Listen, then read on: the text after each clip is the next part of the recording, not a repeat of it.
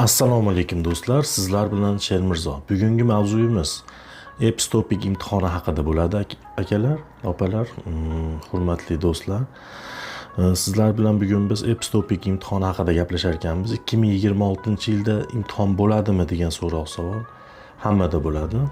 Xudo xolasa 2026-yil Epstopik imtihoni albatta rejalashtirilgan. Nimaga desangiz, sababi bor buni. 2023-yilda esingizda bo'lsa, juda ham ko'p kvota ajratib, juda ham ko'p ikkita imtihon qilgan boshida, keyin yana 3 xil yo'nalish bo'yicha imtihon qilgan.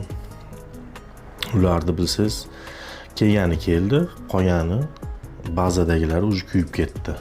Kuygandan keyin уже qaytib ishga yo shartnoma tanlashga ba'ziga qo'ymaydi ularni.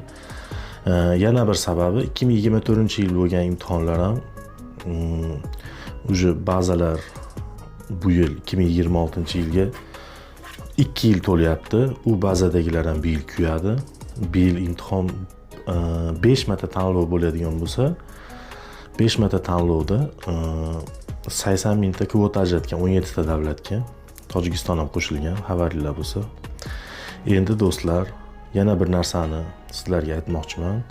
5 ta imtihon bo'ladigan bo'lsa, 5 ta imtihonda kechirasizlar, 5 ta tanlov bo'ladigan bo'lsa, masalan 3 ta tanlovga yetib turib, biz ba'zamizda odam tugab qolishi mumkin. Shuni hisobiga ham biz ishonib aytyapmiz, 2026-yil Epstopik imtihonlari bo'ladi. Yana bir muhim eslatmani yodingizda tutinglar. Juda ham kvotalar baland edi. 2024-yil masalan 160 mingta kvota ajratgan Koreya. Bu yilga kelib 80 mingta kvota ajratdi xolos. Bu nimani anglatadi? Bu nimani anglatishi, koreys tili bo'yicha o'qiyotganlar, Epstopik imtihon topshiraman deb yurgan niyatdagilar chuqurroq o'qishiga turtki bo'ladi bu sabab. Nimaga desangiz, bilasiz, ba'zida birinchi baland ball olganlar tanlanadi. Foizi juda yuqori baland ball olganlarni bilsanglar, 90 balldan yuqori olganlar juda ham tez keladi Koreyaga. Undan keyin 80dan keyin уже tasdiqlangan kuniga qarab keladi. Shuning uchun sizlardan muhim eslatma, yaxshilab o'qib, baland ball olishga harakat qilinglar do'stlar. Shuning uchun juda ham ko'p gapirgan mavzuyimiz ba'zida kuyib ketyapti deyapmiz. Nima uchun kuyib ketyapti? Ba'zida birinchi sababi bali pastligi uchun. Bali past odamni koreys tanlayotgan paytda darajasiga qanchalik bilishini qaraydi-da. Shuning uchun tanlanishingizga koreys tilini bilish darajasi juda ham muhim. Shuning uchun aytyapmiz, ba'zida kuymaslik uchun balandroq ball oling. Yaxshilab o'qing. Sizda hozir imkoniyat bor, 2 oy, 3 oy bo'lsa ham yaxshi o'qib olsa bo'ladi. Shuning uchun ba'zida kuymaslik uchun balandroq ball oling va kelishingizga ham tezroq kelishingizga turtki bo'ladi. Barcha bu yil imtihon bo'ladi, lekin yana bir muhim narsani yodda tutinglar, akalar, ukalar, opalar. Sizlar ball juda ham yuqori bo'lishi kutilmoqda. Nimaga desangiz, mana 160 mingta kvotadan 80 mingtaga tushirildi. 80 mingta kvota bu taxminiy kvotada, 80 mingta oladi degan joyi ham yo'q. Shuning uchun O'zbekistonga nechta 2 mingta oladimi, 3 mingta oladimi? Agar 100 mingta odam topshiradigan bo'lsa ham ro'yxatdan o'tib 3 mingta odamni oladi, ball juda ham ko'tarilib ketadi masalan. 5 mingta olgan taqdirda ham ball ko'tarilib ketadi. Nimaga? 2 yildan beri imtihon bo'lmayapti, shuni hisobiga iloji boricha yaxshilab o'qib koreys tilini sizlarga tavsiya qilib qolaman. Yaxshilab o'qib, balandroq ball oling. Shunda xotirjam bo'lasiz imtihondan o'tishga. Aniq bu fakt. Baland ball olish kerak. Bu yil 26-yil baland ball bo'ladi. Shuni yodda tutinglar. Barchamiz bu yangiliklardan doim xabardor bo'lish uchun bizni kanalimizga podpisatsiya tugmasini bosib qo'ying. Doim siz bilan yangilik bo'lishi bilan biz bunda imtihon bo'ladi, Koreya saytida chiqadi, bilsanglar bir oy oldin, keyin O'zbekistonda chiqadi. Biz Koreyada chiqishidan oldin Koreyaga chiqqanda shuni biz birinchi bo'lib yetkazishga harakat qilamiz. doim biz bilan bo'lishga harakat qilamiz. Sizlar bilan bo'lishga harakat qilamiz. Bittadan like bosib qo'yib, kanalga podpisatsiya bo'lib qo'yinglar. Yana yangiliklar bo'lsa xabardor qilamiz. Yana bir muhim eslatma.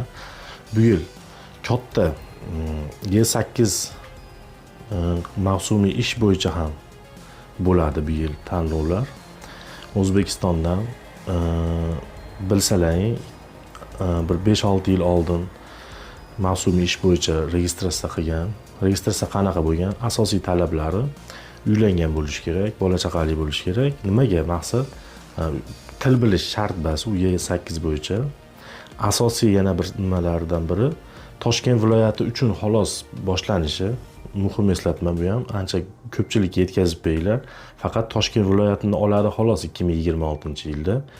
2026-yil faqat Toshkent viloyatini olgandan keyin yaxshi agar test rejimida agar yaxshi o'tib kelganlar vaqtida masalan 6 oy ishlab plus 2 oy ham bor 8 oy ishlab qaytib O'zbekistonga borib ketadigan bo'lsa yana yaxshi bordi keldi bo'lib bitta qonunni buzishmaydigan bo'lsa keyingi yil balki xudo xolasa 12 ta viloyatga ochilishi mumkin.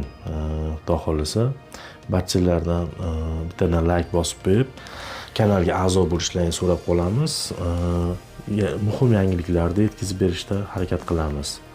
G8da yana bir eslatmadan biri 35 yoshdan 45 yoshgacha bo'lgan odamlarni olgan. Mavsumiy ish bo'yicha bilasizlar, teplitsalar ko'p Koreyada. Shunaqa teplitsalarga juda ham ko'p odam olgan.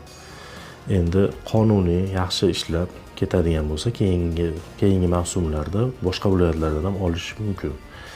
Nimaga desangiz, Koreyada qishloq xo'jaligi mavsumiy ishga juda ham ko'p ishchi kerak, defitsit.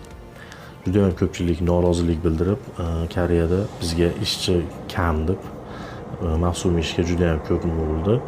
O'tgan yil ko'radigan bo'lsak, Bangladesh, boshqa davlatlardan keldi, ishlab ketishdi, ularga yana ochib beradi. Shuning uchun G8 bo'yicha agar Toshkent viloyati 2026-yil test rejimida o'tib, kelib, ishlab, yana qaytib ketadigan bo'lsa, boshqa o'zbeklarga ham yaxshi bo'ladi. Sizlarda yana bir savol tug'ilishi mumkin. Nima uchun oldin G8 vizasi ochilgan u yana yopilib ketgan? Buni albatta hamma ko'pchilik bilsa kerak, bilganlar, bilmaganlar uchun oldingi kelganlar Koreyaga kelgan va noqonuniy nelegal hisobida bo'lib qolib ketgan juda ham ko'p. Shuni hisobiga Koreya G8 vizani atmay qilib yuborgan.